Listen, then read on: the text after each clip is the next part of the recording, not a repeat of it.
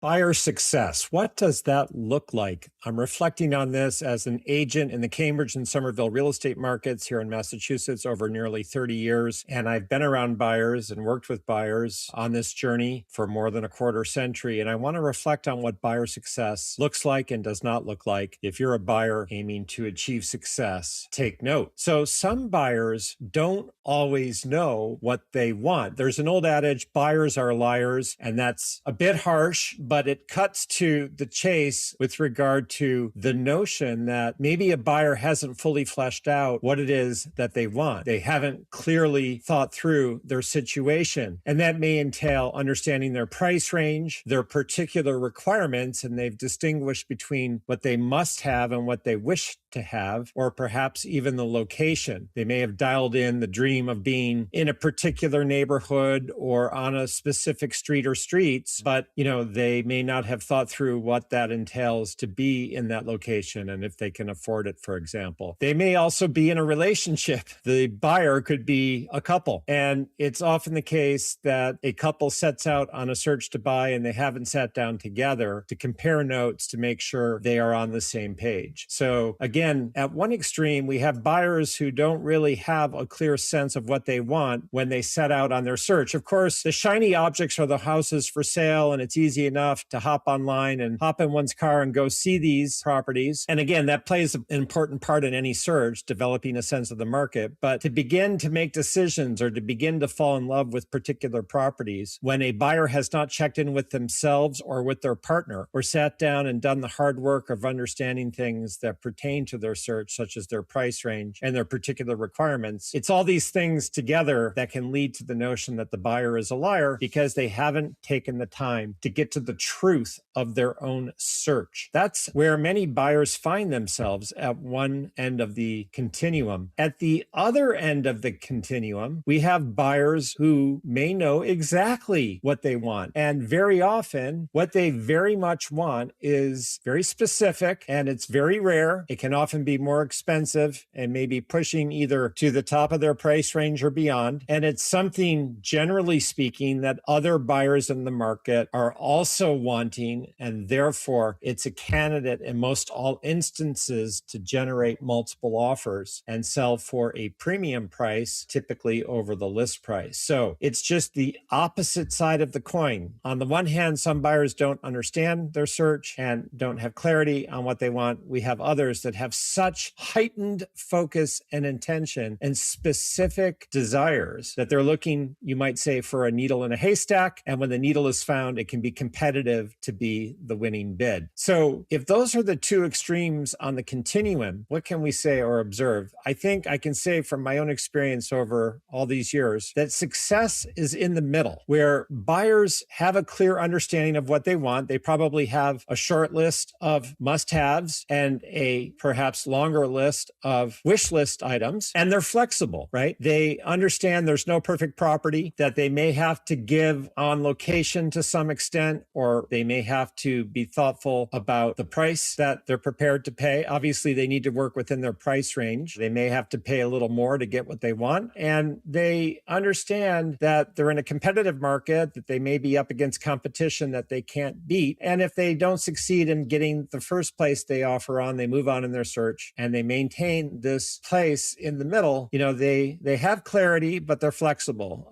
They have a wish list and a desire and a dream of a perfect home, but they don't insist or expect that that's going to materialize in the market. So it's being in the middle that makes for a successful buyer. And another thing I've noticed is successful buyers, they're invested. Yes, they allow for emotion and they understand that they are looking for a home in most instances to call home, but they're also grounded in reason and wish to make an informed decision in purchasing what may be for most buyers one of, if not their most substantial financial investment, some informed due diligence and analysis so that they're making a wise financial decision. Now, it can certainly serve a buyer to engage the services of an experienced buyer's agent who knows the market and can help them do their due diligence in terms of understanding a home of interest, to help them know if it's a wise decision to pursue it. And certainly this is something that if a buyer is thoughtful about their search, they're going to want to find a partner in a buyer's buyer's agent who can join them on this journey to make an informed decision and be truthful and honest with them if they're getting caught up in their emotional tug or pull, if there's certain hard truths or realities about the property that's come into focus that need to be thoughtfully considered with reason. So look, if a buyer is a little foggy at the start on their search, that's fine. That's actually quite normal. Most people don't know exactly what they want and what they can afford and where they should be looking and what their wish list is and their must-have list is until they begin and start to think through and understand themselves, the market, and their search. If they then do develop a picture of perfection, they need to hold that to one side and understand in the real world, in the market, that they need to be flexible, prepared to compromise. That doesn't mean that you just buy anything or buy the wrong home. You can still, in the middle, buy the right home at the right price and be happy with the purchase if you're getting good guidance, you've made an informed decision and allowed reason to join emotion on the journey to success. So there is a lot to the home buying journey, and a buyer who is going to succeed is one who has a clear understanding, a guide for the journey, and a commitment to success informed by a willingness to be in that middle zone where things happen, good things happen, and success is discovered. My name is Charles Cherney. I'm a top residential real estate agent in Cambridge and Somerville and the surrounding community. If myself and my business partner, Maggie D, can be of service in helping you buy the right home, reach out by text, telephone, or email, and we'll look forward to connecting together. Be in touch. Thank you.